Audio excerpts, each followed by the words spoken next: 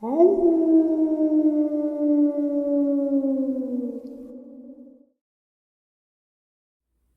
greetings and salutations, everyone. I hope everyone is doing well, and welcome to this night-ending bonus upload.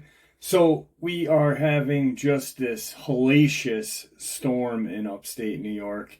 We've been having just a really bad heat wave, and I watched this storm come from the west, and just it's on top of us right now. As I'm working on tomorrow's upload, I was taking a moment and reflecting on some things in the past, and I started to think about Victor and things that I learned from him, things that he shared with us all, and a lot of information about Camp Perry. And I want to share with you guys a very very interesting and older interview that I had done with Victor, where he shared a lot of different things, and a lot of it wasn't just Dogman and Bigfoot, the big three, like he says: Bigfoot, Dogman, werewolf. Before we get into it, a couple links. As many of you know, I rely on Patreon, PayPal, channel membership, and the merch to help the channel to continue to grow and go. Links to Patreon, PayPal, and channel membership is in the description below. Merch displayed directly under the video. Also, Dogman Frightening Encounters, Volume 1 through 3, the audiobook versions. They were written and researched by Tom Lyons, narrated and produced by me, Jeff Nadolny. Those audiobooks are available on Audible, Amazon, and iTunes, links to which are also in the description as well. And finally, last but definitely not least, if you'd really like to help support the channel to continue to grow and go, simply subscribe. It does not cost a cent. Click the like button, takes half a second. If you don't want to miss out on any of the informative uploads I put out daily, click that bell icon, and folks, please leave a comment. Why? Well, because all of these things really do help the channel to continue to grow and go. And folks, they definitely do matter. Now, everyone, I have taken far too much of your time. Let's jump into this night-ending bonus upload, shall we? Tonight, Victor has some time on his hands and went through the comment section and thought it'd be a good idea to answer those questions for you guys, the ones that he can answer. We're going to kind of go in order, and if we don't get to yours, it's nothing against you. So, Victor, how are you? I'm great tonight. Hope everybody else is doing well. I hope you're doing well, Jeff. I am doing wonderful. Absolutely wonderful. So, a long time ago we started this with a Q&A. Kind of going to get into that a little bit tonight and just go in order. So, the first question would be from Montgomery B. And she says, I don't understand why the government would breed these crazy demons. Why? They are evil. I think the reason why they may have bred them is to keep people from living in rural areas. If people live in the cities, they are easier to watch, control. I don't know. No, that's not the reason they was bred. The reason we bred these creatures was for military use. We was building forces with them. The Dogman, though, started not responding right to certain situations, and they started doing packs and wasn't doing like their orders curtailed them to do. Therefore, we had to start calling them back in, and we tried for about a year to 18 months, bringing them in and reboot them and send them back out. But we seen that they, even after that we were still having problems with that, the same ones. So it was decided to trash their program 100%, call them in, euthanize them, and, do away with the Dogman program. The werewolf program was a success. It's done what it's done. We had 3% problem out of the werewolf program. And we had a fighting force at the end of it was the actual number, I've got it in front of me, is 77,408. That's what the actual number of the fighting force was. So it was quite larger than what I thought and had stated before. And at this time, they are just standing. There's nothing being done with them. We'll have to see where that goes. There's no breeding program going on at the time. When I came back from my mission in Africa that I went on, I was going to stay on and be over this program for a number of more years. But I have since changed my mind, and so I don't know if there'll be a breeding program or not. But no, they wasn't bred to keep the people in the city, so it'd be easier to watch. It's just that the Dogman has, I don't know, gained their own mind, so to say, and went offline on us. So we're calling them in and euthanizing them every day and humanely. So that's what I can tell Montgomery Bay. Okay. All right, the next subscriber is Lisa Miles. Good show. I'm still a bit upset with Victor, but I get it. He's a very brave, amazing man. Please stay safe. I don't think I could go through thinking that he's lost again. First time is absolutely destroyed me. Be safe. Victor, God bless you. Well, thank you, Lisa.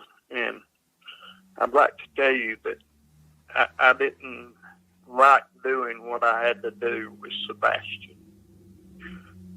He was a friend to me.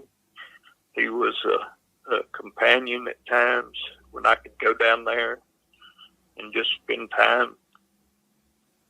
And but with me having to go dark like I did and not knowing how long I was going to be gone, the longer I would have been gone, the more violent he would have got towards people, and wilder he would have got towards the keepers and the people that would be taken care of, and he would have became dangerous to them, very dangerous to them. And he couldn't make it on his own in the wild. He had told me that. He had personally, out of his own mouth, said that he couldn't make it in the wild. He knew he could. He'd been in captivity too long. He depended on humans for his food. He didn't know how to hunt anymore.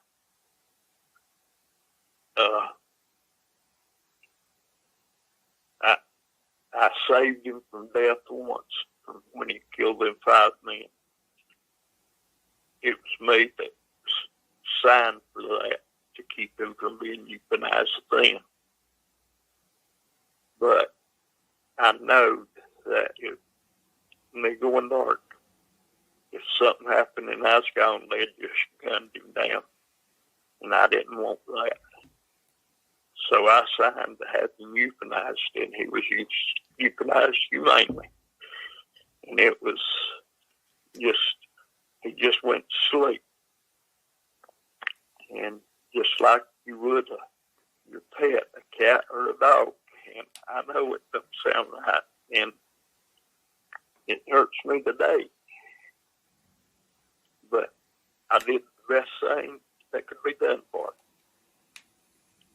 him. And I just want you to know that, Lisa, that he was treated good, fairly, and with his age, you know, he was coming up on the end of life. All right. The next subscriber who asked is Hunter1014. Wow, this was great, Jeff, Victor.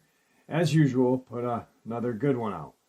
Looking to hear more from him, ask him, would a silent dog whistle scare off a dogman? And what about an air horn? Okay, Hunter. We've tried silent dog whistles. Back when we had the breeding program going, I could walk downstairs with a silent dog whistle and blow it, and we would get no reactions from nothing. We wouldn't even get a reaction from anything. The werewolves, the dogman, they might look at you, but that's about the extent of it. As far as scaring them off, it didn't affect them. I've never tried it on a Bigfoot, so I can't speak for a Bigfoot. Now, the air horn is a different story. It's not a guarantee, but the sudden shock of the blast from an air horn seems to set them in motion. And once they get in motion, the motion's either forward or away from you. And most time it'll be away from you. So I see that the air horn to be a scaring tactic, you know, because they're not expecting it. And I would recommend an air horn over just about anything. Bear spray is really, really good if you buy the really, really good bear spray. But I'm talking, it's $100 a canister for the stuff that we used. But it worked. I mean, it'd stop them dead in their tracks. In a full charge, it'd stop a dogman dead in his tracks. Enough time to get a person away, you think? Or it would turn them away from you. They wouldn't come on. It would turn them totally away from you. It'd stop a charge. It'd stop an attack. Okay. All right. All right, we pretty much done with that one? Yep. Okay. All right, our next subscriber comment question, Jay Chapman. So the overall reptilian population is on a decline and possibly toward an extinction event. I've heard about reptilians disguising themselves as human, but do they do this as a means to perpetuate their species, or is it for more nefarious means? Victor shared some very interesting and deep cryptid subjects. Excellent. Yes, the reptilian population is on the decline. It's down to about 45,000 nationwide. This is from about 62,000 a year ago. The military is not involved in these things being killed off. We're not hunting them, haven't been hunting them. The only time we get involved with them is when they show up in a body at the White House. That's the only time we really get involved with them. And they show themselves through their eyes. They have no real meaning of being there. Why they're there, there's no reason. They just take over a human body, get inside it, show up, we get there, we identify, take them to a room, and, get them out of the crowd, take them to a silence room, and take care of the problem. We, get them in there, make sure everything's good, and we take them to the enclosures where we keep them. And that's where they serve out their time, or their life. And they seem to be happy down there mentally. And they never give any problems. We've never had no problems out of them.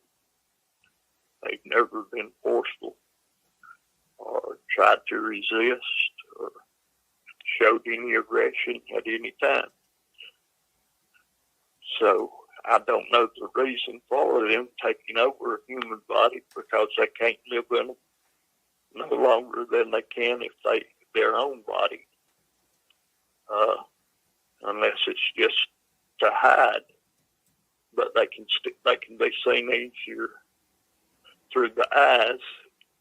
It's the easiest place to see it, that they're in a human body, is by the eyes, or right underneath the eyes. Right underneath the eyes, you can see scaling at times. And that's real easy to see.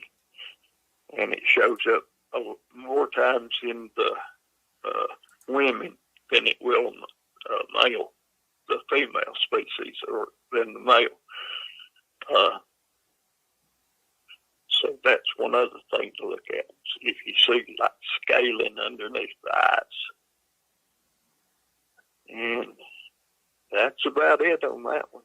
But that's about all I've got for that. Okay. And the next question is another question from Jay Chapman. The creature that Victor dispatched on the coast of Northern California sounds like a pure abomination. It looked human but did not speak, and in the place of arms it had appendages that could slice through flesh. Sounds like a mermaid hybrid of sorts. Victor mentioned contacting Camp Pendleton to dispatch a helicopter to his area. I live near Camp Pendleton, MCB, and regularly hear helicopters flying to and from the base. Imagine one of those very helicopters I hear flying overhead was on its way north to retrieve the creature for its eventual transport to Virginia. I wonder when, the year, this occurred. Okay, Jay Chapman, this was June of 2020. And it was a mermaid-type hybrid, is what a male mermaid hybrid is what I would call it. And the arms, you've described them very well. Appendages that cut through flesh, bone. I mean, that night that I seen it do it, I didn't see it actually slice it, but when I got down there to the person, it was as clean a cut as could be made. And it was just sliced, and I went back to, they pointed me towards the coast, so I went towards the coast and ran all the way and got down there and came out, and I thought it was a person, and I hollered at them to stop. They wasn't stopping, so I ran over and got about 40 yards to my right and got in front of them, and I could see the arms wasn't right, and I screamed out and stopped, and it wasn't. And it was human, and then it let its arms out to the side, and they looked like big old knives nearly. And that just took me back, because I've been in the face of everything, and that looked like a man, and it had these things on it, and it had legs, and you know, there's no clothes there. I mean, it's like looking me in the mirror, and the arms missing except for like flippers with sharp edges, and that took me back. Now that set me back that night. But yeah, I called it a mermaid male hyper, and it flew right into Pendleton down there at Marine Corps Base. I've been there several times. That happened June 2020. All right. All right. All right. And the next subscriber, Carl Davis. Victor, could the large 22-inch prints belong to either the GOV'T or Sasquatch? Am assuming that the two subspecies of Sasquatch are not now extinct. Well, I'm going to address it because the GOV'T, the Sasquatch, the Skinwalker, the Wendigo are all Native American terms for what different tribes saw. The GOV'T is Micmac, more or less describing a Sasquatch with a large muzzle, human-like legs, my interpretation of a werewolf. The Wendigo is Mohawk, Iroquois, First Nation, Northern, East Coast tribe lore. Has no deer antlers. Skinwalker, native to Navajo. Yes, other tribes have shapeshifters, but they're not called skinwalkers. So when someone says, hey, I saw a skinwalker or Wendigo in North Carolina, no, you didn't. You saw something completely different. But because of Reddit, creepypastas, and other cryptid narrators wanting to create monsters and create stories about the GOV'T chased me through the woods, well, if the GOV'T chased you through the woods, you're Micmac, and you are living in the late 1700s, possibly even further back, 1800s. So more or less, I'm going to say the 22-inch footprints were probably Sasquatch. What do you say, Victor? Probably so. Probably a large species of it. All righty. Now, the next question, once again, Jay Chapman. I'm very intrigued about those 18 to 20 inch or 20 feet giants with 27-inch footprints that inhabit the Northwest. I wonder if they are similar to the Kandahar giant or are a subspecies of a gigantic Sasquatch. Well, I'm thinking along the lines of the Kandahar giants. What's been described, there's been 2 Canadian men that has met with us and described it. He said that he was approximately 400 yards away, said it was 22 foot tall, and said it wore a linen cloth across its loins, said that it was bearded, heavy muzzled, with sparse hair on the chest and stomach area, very light hair on the legs and arms, and light hair on the back. Said it had a full head of hair, like a human being. Said it was long hair. Said it was probably 12, 14 inches long. Like somebody had never had a haircut, like a man that never had a haircut. Said the head was humongous. Said the head probably was 16 to 17 inches wide. Said the teeth, he was looking at it through a scope. Said the teeth, it had opened his mouth, and he said the teeth was green, but said you could see them and they was square.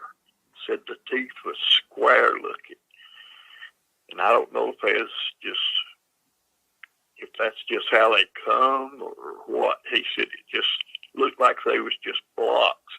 Looked like they was all the same size. All the way around its mouth, he said.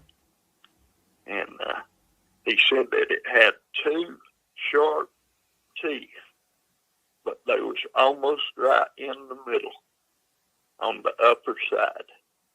And he said they was probably, he was saying a half inch longer than the rest of them. He said the hands was the size of a 12-inch frying pan. And he said the feet was 27 inches. I said last night it was 22, but it was 27 inches. And, but it's came down into the U.S. right there on the Idaho and Montana border.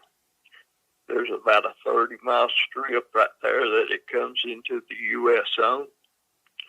And it'll come down inside the U.S. for about 7 or 8 miles. And that seems like as far as it'll travel inside the U.S. And we need to catch it on the U.S. side. We are black ops, and we can go any place we want to, but we've got laws we got to follow too. We would have to notify government, the Canadian government, if we wanted to go after this on account of the type of ops we are. And we just ain't gonna go there. They've asked for help several times, and we don't go out of the country. So we never went out of the country to help with cryptids. So we're going to keep it that way. All right. And before we get into the next question, Emily Horak, happy birthday. We're glad that we had Victor on as well for your birthday. Victor, wish her a happy birthday. Happy birthday, Emily. All right. We skipped over one wishing Emily a happy birthday, but DC, Georgia says, "Hey, Victor, please make the Georgia 28 your next mission if you can." Yikes. Hey, DC, Georgia.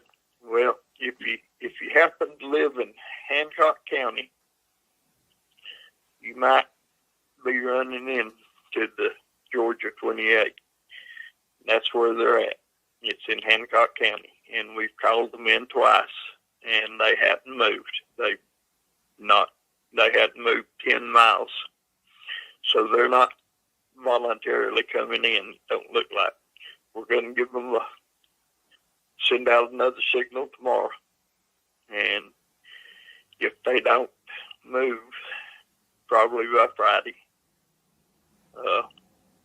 within the next couple of weeks after that, I'll take the team down there and we'll get them to move or something else happens. So we'll see how that goes. Okay? Don't worry about it though, DC. It'll be taken care of. All right. And then the next statement question we kind of address.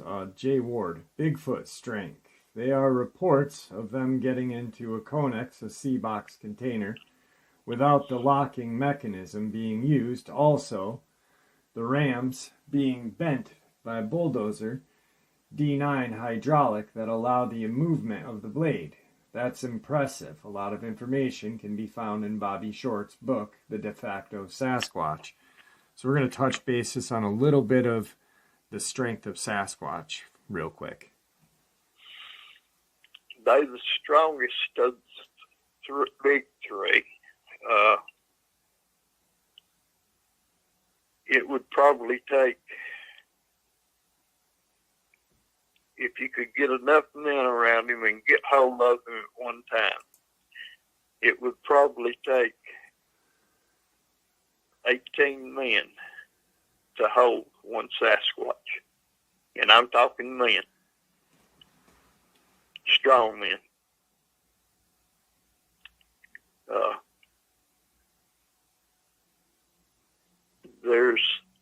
They are tremendously powerful.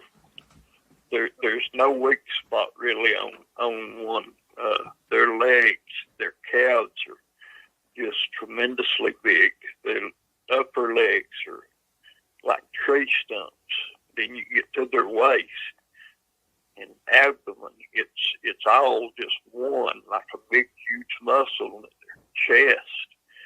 It's wide, and broad, and thick, and they've got no neck, and their shoulders are so wide, 58-inch across the chest. I mean, that's 4'10". Imagine that coming at you. That's wider than a piece of plywood. And I mean, that's huge. Imagine 4'10" coming at you, and I think it was 21 inches through it. It was the biggest Sasquatch I've seen. That's how thick it was. Now imagine that getting hold of something. They can tear into anything. I've seen them tear doors off of trailers, Connex trailers. I've seen them rip them off. There's nothing they can't get into. I mean, if they want in it, they're going to get in it. And there's no stopping them. The only way you're going to stop them, put a 458 in. And you got to put a bit in the head. Any place else, you just making them mad. All right. So, all right, the next question is from Elisa Edwards. If the ones from the breeding program will maybe protect you, then why are they being killed? okay, Elisa. There's two from the breeding program. There's a Dogman and there's a werewolves. The Dogman's what we're having problems with, and that's the one we're euthanizing. The werewolves are the ones that will protect you. That's good guys in this program so far. Werewolves will protect you. We've got a boy down in Alabama that had one speak to him and protected him. And he was witness to how the breeding program works when they stand up for you. And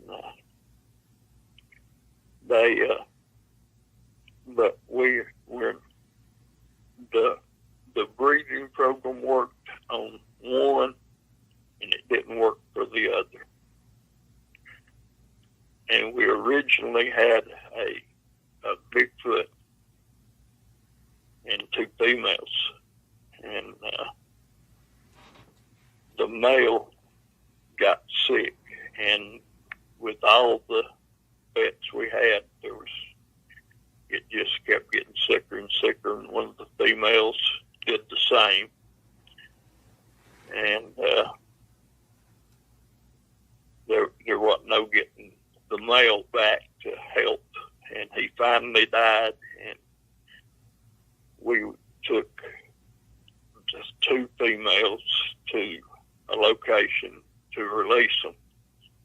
And within days, the one other female died, and the other female found her pod, and she's doing good today. So that program, you know, two of the 3 programs hadn't really been a success, but the werewolf program was. Okay, then she actually asked a question right under ZCon. I haven't heard all of Victor's interviews. So where are all these things coming from? Have they always been here, or are just something ramping up now? So I think what she's trying to say is the little misunderstanding that the government didn't create them. They've always been here. Yeah. Okay. The next question or comment was from Magna 11. I think it was 200 plus wolves, Jeff, when I was talking about the super PAC.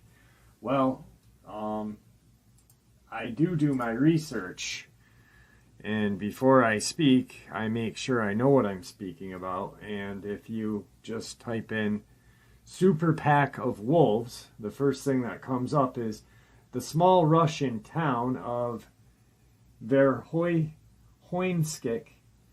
has recently been fighting a super pack of about 400 wolves. The predators have attacked livestock and killed 30 horses in 4 days. The size of the pack has stunned animal experts who say wolves usually hunt in small groups of 6 to 7. So, no, I was right because I do research before I speak. Most people should start doing that. Next question is from Chuck Hashman. Why doesn't Victor / the government allow the public to build and design the proper weapons to deal with all of these beasts, including biblical giants? This includes using air power along with redesigned guns that will turn these things into puppy chow. Imagine how excited big game hunters would be knowing they have prey that is too dangerous to hunt. The way I see it, Victor needs all the help they can get. Thank you, Chuck. We do need more agents, but all our agents come from the military, as you know. So we don't, get outside help. And we do have the best weapons allowed that money can get. You take a .458 Winchester mag, and it'll take down any creature that I've ever hunted. It'll take down the Kandahar giants. And I know this from personal experience. Single shot, back of the head. 1 shot, 1 kill.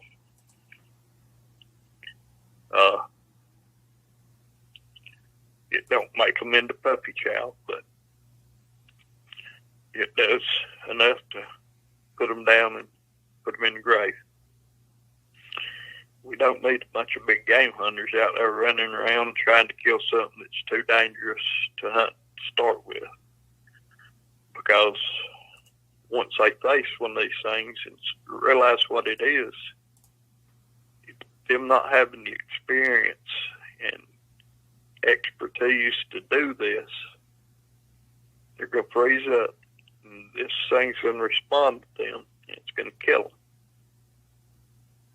And then when it does kill one of these big game hunters, it's going to put us in a harder place, the agents or myself in a harder place, because then we've got to go out and kill this animal. And to do. You know, if it's from the breeding program, it knows that we're going to be coming. And at that point, that animal or creature is going to be killing everything it sees in the woods, close to it. Man, woman, child, cats, dogs, it kills anything because it knows that somebody from the breeding program agency coming to take it down. And that just makes it harder on us when we have people out there hunting these things. Now, if they're successful in killing it, that's all the better. That's one less I have to worry with. But if they don't, well, it just makes life for me a little harder. But I appreciate you telling them that I do need help. And I appreciate that, Chuck. Thank you. The next comment question, Douglas Dickinson. They also found caves and caverns in Cades Cove recently, within the past few years. The local natives lived underground during the hard winters. Well, ironically enough, what was that? How long ago was that? Did we do that upload, Victor? That was in July.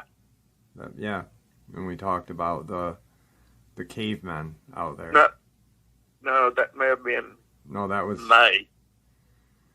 A long time ago. Yeah. So yeah, I don't think that a lot of people are new, so they haven't heard that. You want to kind of touch basis on what happened out there? Okay. Cades Cove, Tennessee. That's a tourist attraction up there. Big loop road. And people kept telling the DNR and the people that run the place there that they were seeing people half-dressed and they looked like cavemen. And finally, they caught wind of it and seen one. Actually, one of the DNR officers walked up on one and was stabbed in the side. And this is what brought us in. They called us, got all of us things done. They closed down the cove for, I think it was 4 or 5 days till we got down there. Myself and six or seven more agents went.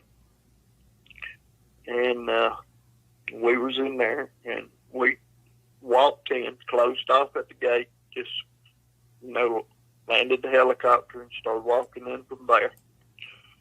And we got around nearly to the halfway point where the loop loops around. And I'm on point, and just out of my left corner of my eye, I see something above the brush moving.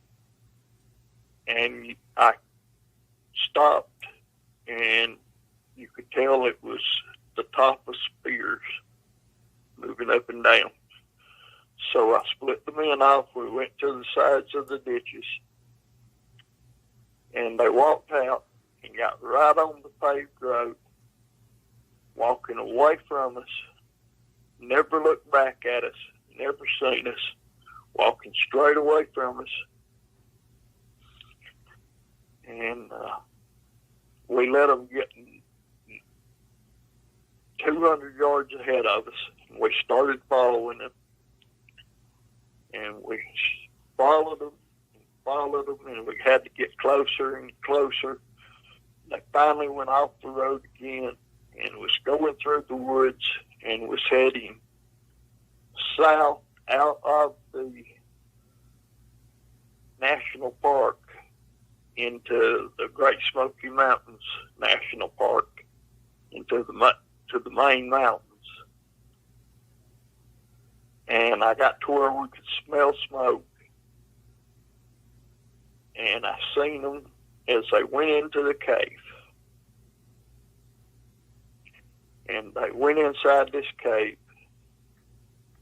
And we surrounded up around the front, about 45 yards outside, decided make our plans and started hollering and everything. And it drew the men out.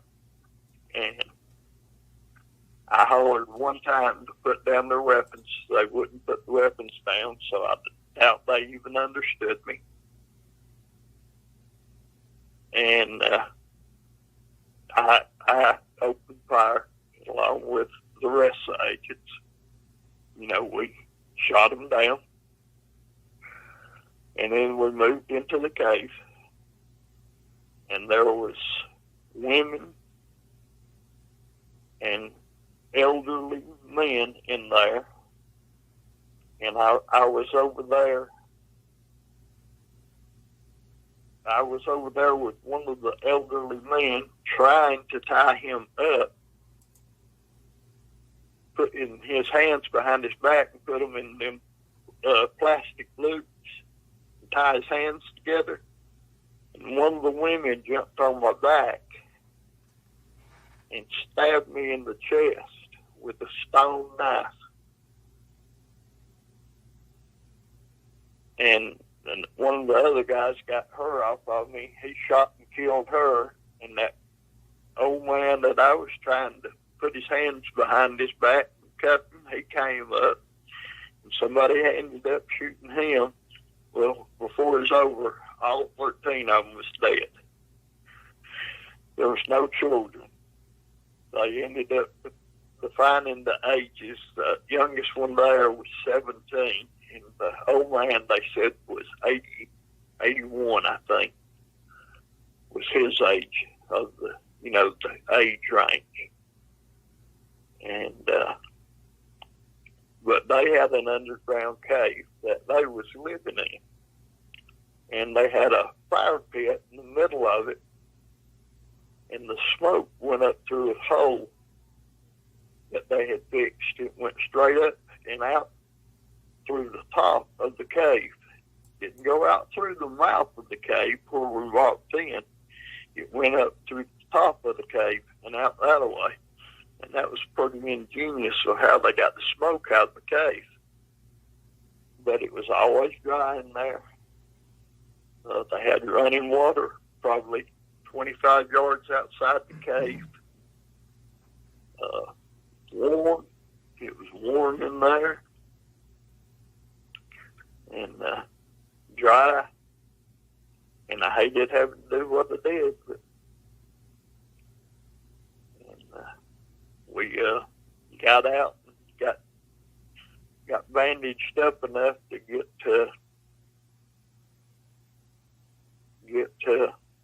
help coming to us, because 3 of us got injured. And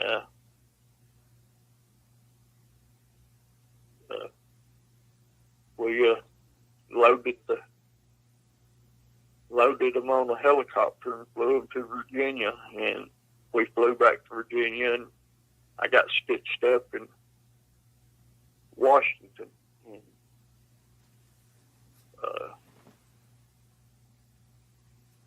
had about 28 stitches put in my chest where they stabbed me.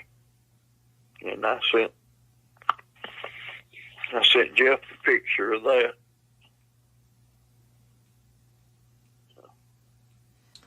All right. That was pretty good up there.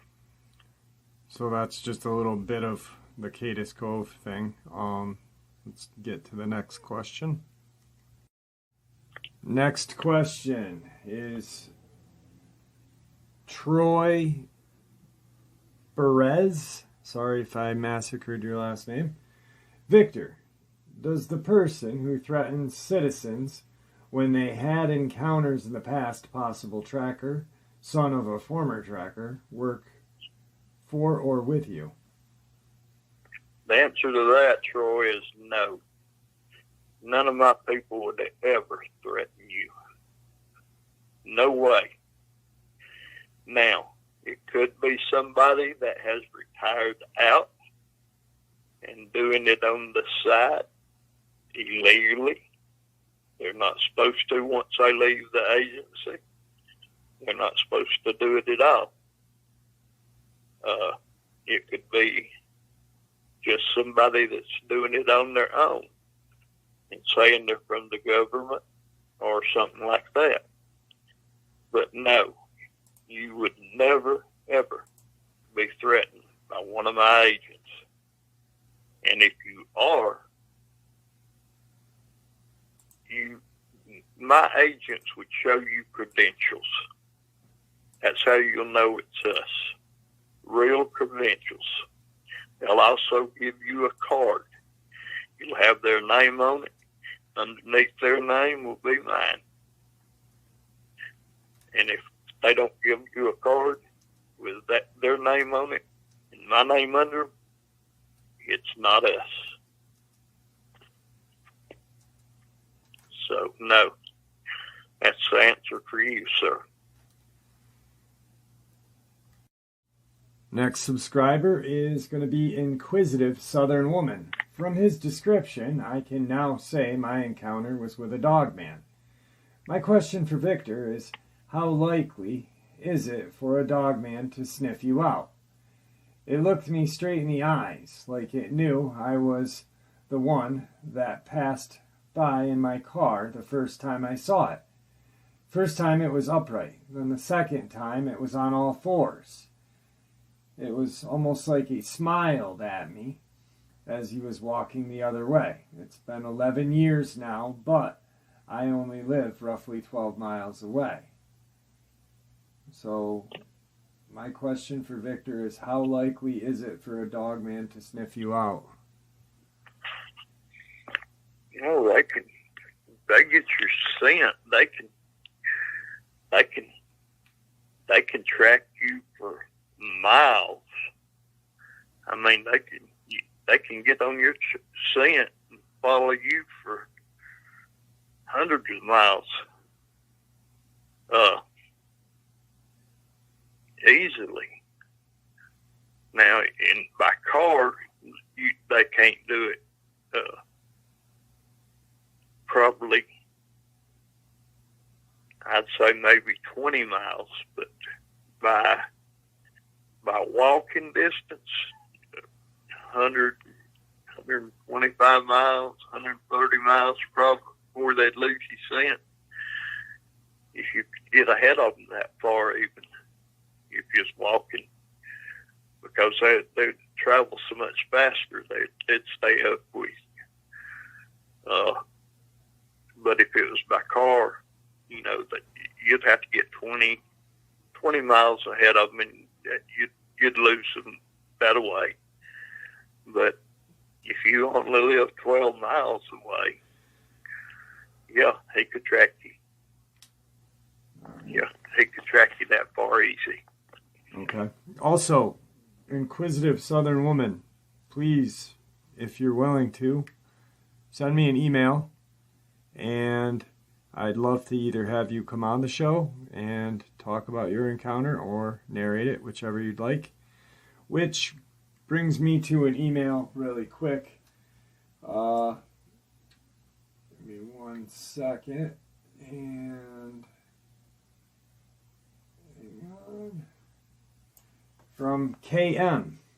Interesting stories. Yeah, about that email. If you're not going to respond, then it's really pointless to give listeners that information, unless that's part of the show and I misunderstood. Well, KM, either you didn't email me or you don't know how to email people, because I respond to everybody's email in a timely fashion. And actually a subscriber, he pointed that out. I don't, even if I'm busy and it's a couple days later, I always respond. So if you are trying to get in touch with me, make sure you put the right email in, or you probably didn't, because I always respond. But back to Southern Inquisitive Woman, please. It's nadolny.m.jeff@gmail.com. It's in the description below. I will gladly love to hear your encounter and have it on the show. All right, the next question is from Ajax Ashford. What about their origins? Where do they come from? Did we create them? Well, Ajax, we did not create them. God did. They've been here since the beginning of time. They was brought here just like Adam and Eve and all the other creatures. And that's also, where did they come from? Well, they came from God. They was put here. They was all, at one time, all over the place. And then they got into smaller areas. The Dogman that we captured to do the breeding program came out of Mississippi. The werewolf that we captured to do the breeding program came out of Louisiana. The Bigfoot that they captured to do the breeding program with was captured in Montana. So that's, where they came from. About their origins, the first writings of the Dogman that I've read about is in Egypt. For the werewolf, the first there I've read about was in India. And first origins of the Bigfoot that I've read about came from the, oh boy, I just went brain dead.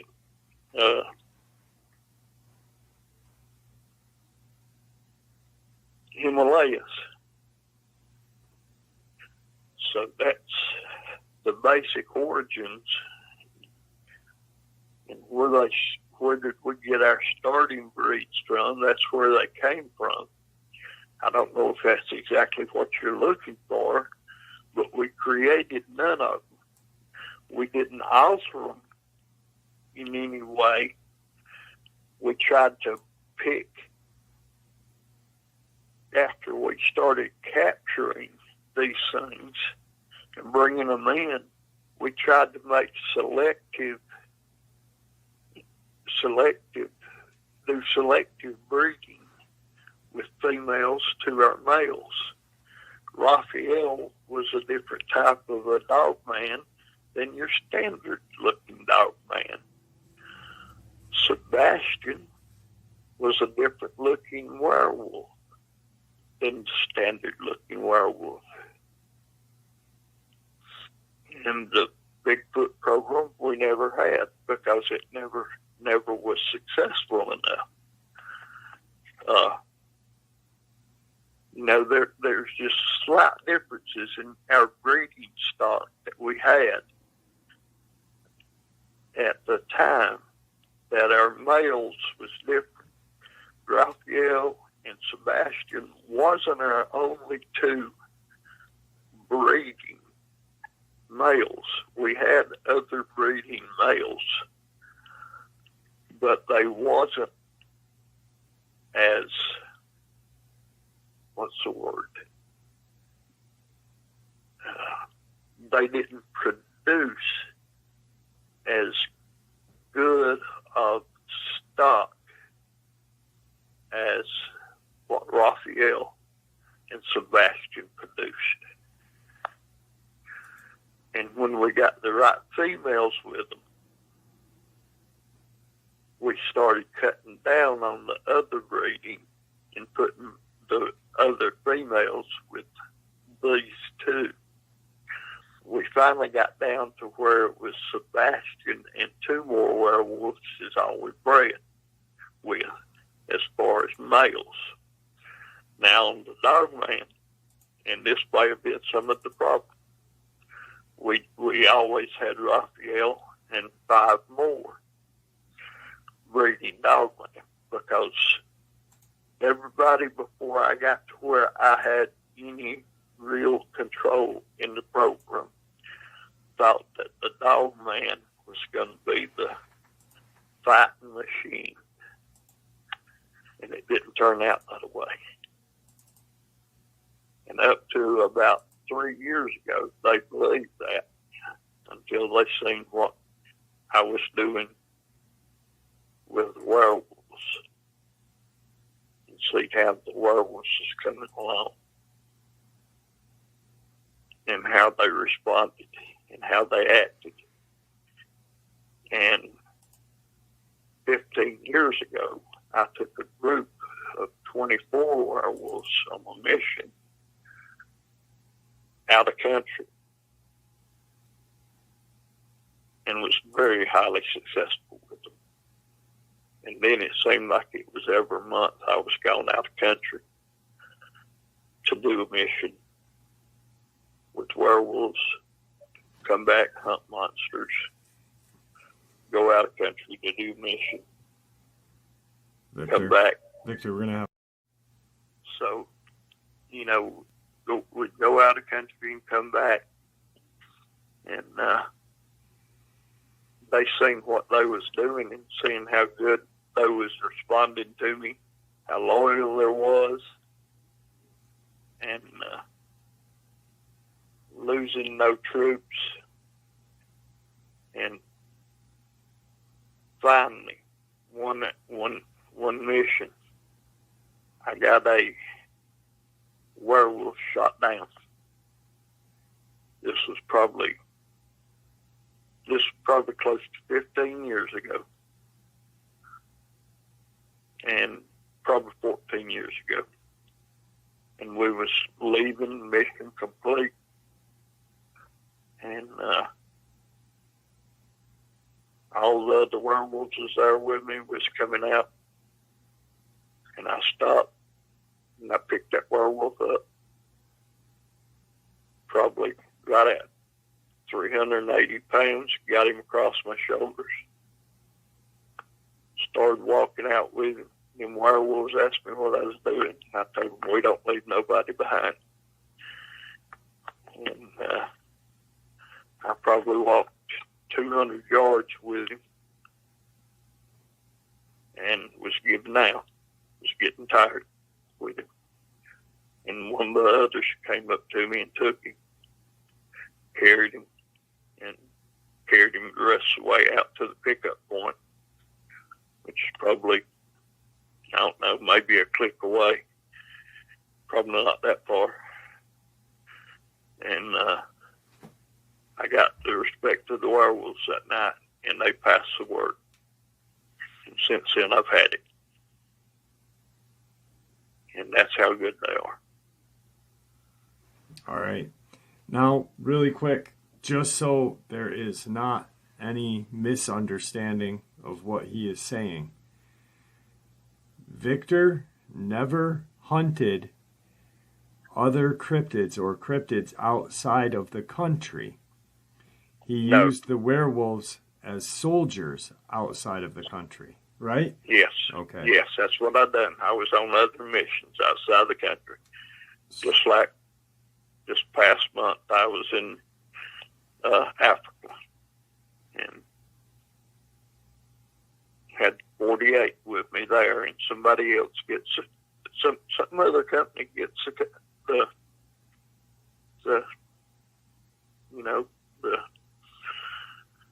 glory for it. And you know, it's not right, but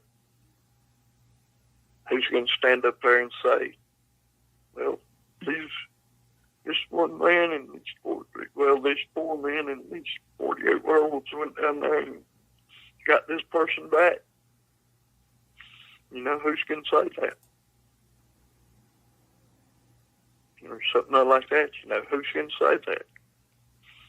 So, anyway, right. I ain't complaining. I've got a good career. All right, really quick before we venture on, I usually do the comment section the first hour, maybe hour and a half, throw hearts out, for the simple reason of since I've grown, I've found trolls.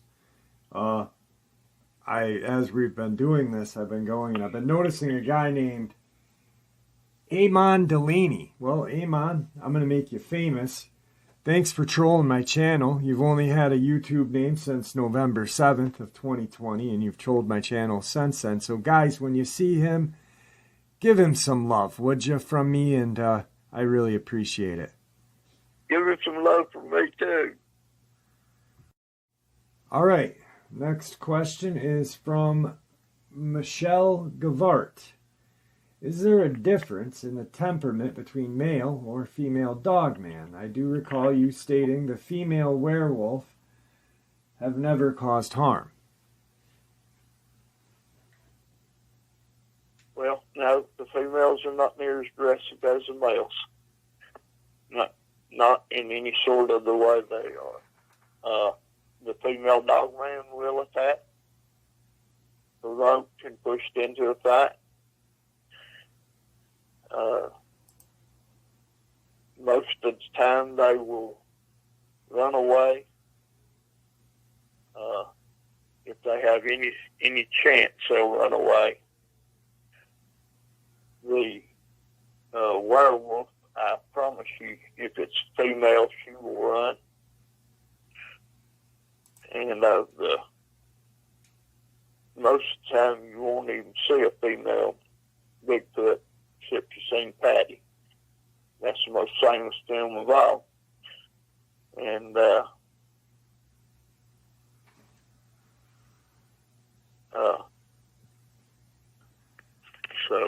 but Bigfoot don't want to be seen either. So they usually, all of the females will be moving away from you.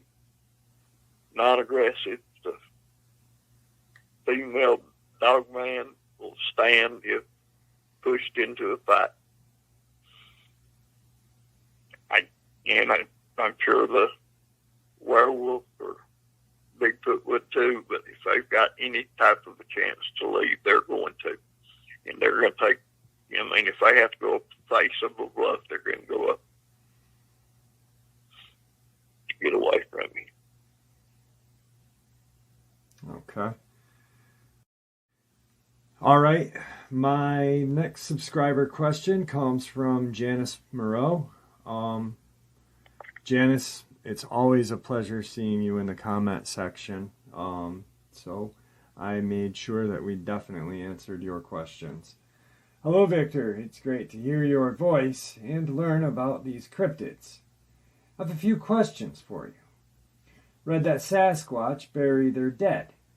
How do dogman and werewolf take care of their dead in the wild? Just curious, because seemingly archaeologists and other professionals have not openly discussed finding skeletal remains of these canids. In 2018 or 2019 timeframe, a female was killed in Mount Hood in Oregon. The officials never released what caused her horrific death, other than they thought it could have been a mountain lion, but never confirmed it. Do you know if it was a dogman responsible? Third question. Victor, I can understand calling out dogman, but don't understand why the werewolf or wolfman would be called out, especially with the Pacific region being so volatile. Wouldn't it make sense to keep the capability in case war should break out? Can you relay what the dogman and wolfman populations are for Washington?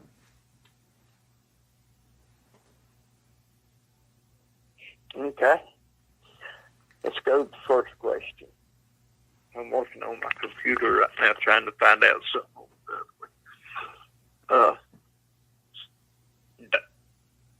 Dogmen, they just leave their dead laying to the elements. They don't do anything with them. They don't try to bury them. They don't try to do anything with them. They've got no respect for the dead. It's not really hard to find skeletal remains of a dogman if you get out in the woods. They rot away pretty fast. But other than that, you can, I can just about take you at any time and walk you through the woods in the day's time and find you a skeleton of a dogman. Now the Wolfman, they bury theirs. They're like the Sasquatch. They bury their dead because they're more. They live 2 or 3 in the group. Usually one male and 2 females is usually how they live. And after the young get up of age of 6 or 7, they're out on their own and doing what they need to do to survive.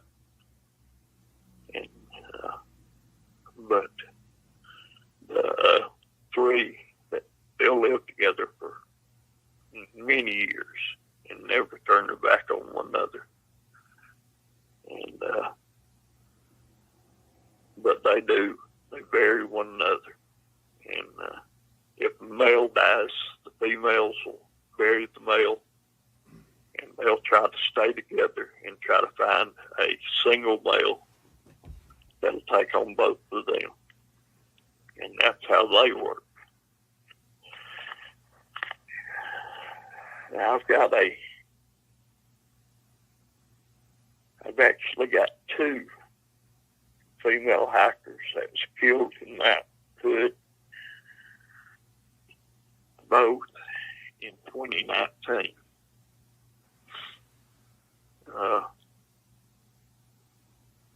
I've got one that's being killed by a mountain lion, confirmed,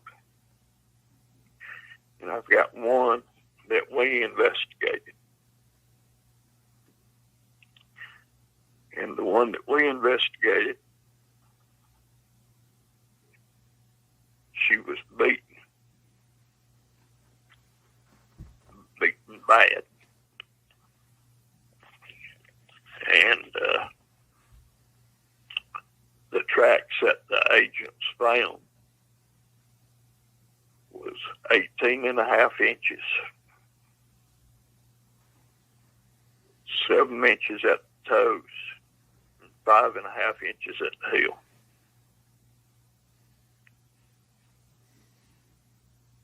And they tracked for 4 days, and they seen Bigfoot, but the 2 agents never could get a shot. They said it was like he was supernatural. Every time that one would get a rifle on him to shoot, you wouldn't be able to see him. And then the other one would get a rifle on him, and he would lose sight of him. And they never could both see him at the same time. And that's what's in the report. And there was never a closure to it. So that may be what she's looking at.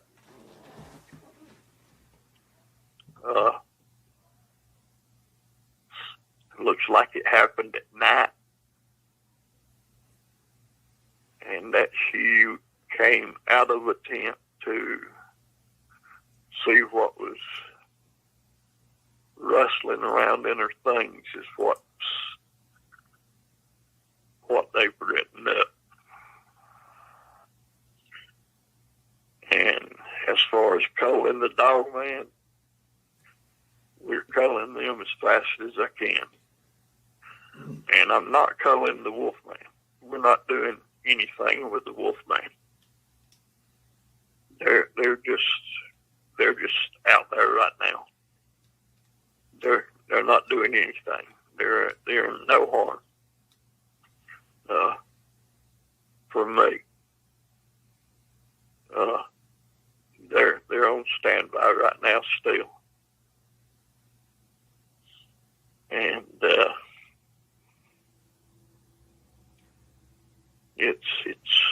it's pretty bad up there in the Washington area. And I'm ain't gonna do this but one time, and I'm gonna give you the population for the whole state. And the population for the whole state of Washington. Dogman, there's, for the whole state, hold on just a second.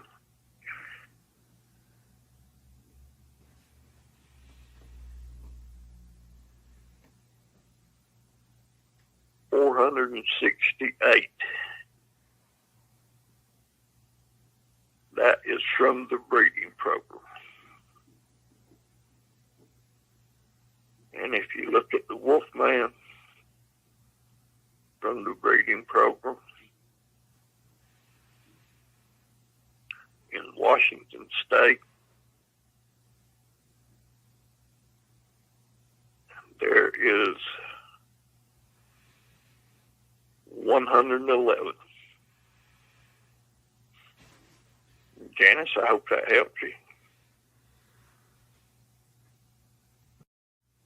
All right, guys, and tonight's last question will be from Bill Schnicks. What's the big three diet? So what do the three mainly feed on? Okay, let's start with the Dogman. And they're mostly meat eaters.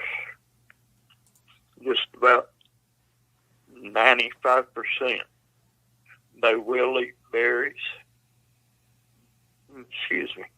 They'll eat berries occasionally. They'll chew grass, but they don't like it. The werewolf, strictly a meat eater. 100%. You won't see them eating anything but meat. That's all. That's 100% their diet. And then you get to Bigfoot. Now, Bigfoot will eat berries. He'll eat grass. He'll eat meat. Bigfoot will eat just about anything it can get its hands on. They love watercress.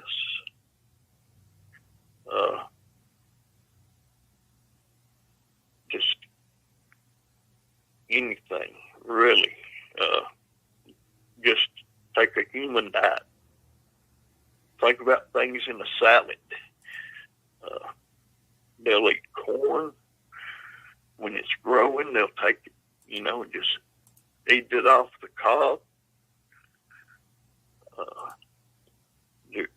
It's just nothing much they won't eat, is what I'd have to say on Bigfoot. Because it loves getting in gardens. It loves meat. It loves just about anything. I don't know what I could say that it don't eat. It'd be the easiest thing. The Dogman will eat roadkill.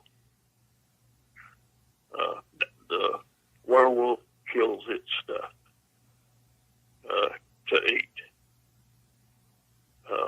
Now, the ones that we had in captivity, it was fresh meat every day.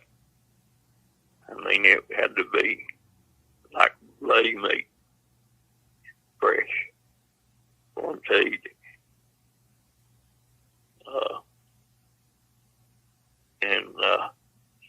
I remember talking to Sebastian and him telling us about his diet. Before his younger days, catching rabbits and deer and everything, and tearing the fur back to get to the meat underneath, and being hungry at a certain time, be gremlin trying to get to the flesh. You know, the skin tore off to get to the flesh, you know, to the meat to eat. And he sounded like they could get excited to get to it, you know, but with their claws, you know, it didn't take them but a minute or two to get torn in and underneath, and they was there. So it ain't like they went hungry, you know. But that's another sign for you when you're around your home, is to watch.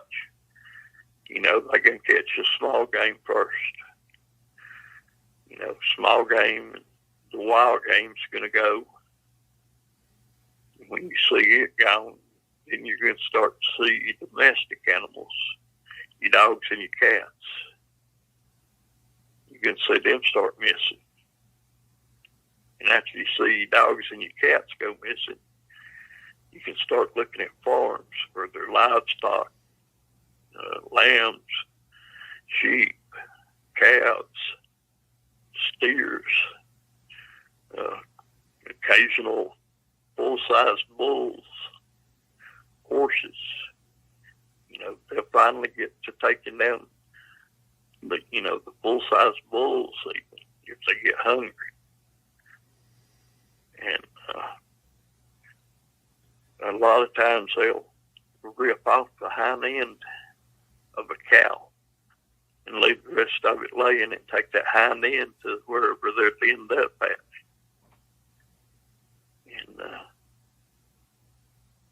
it's just amazing how they do eat and stay alive. And then after that, you know, if they run out of that and they don't leave the area, they're gonna start hunting humans, because that's all there's left to eat.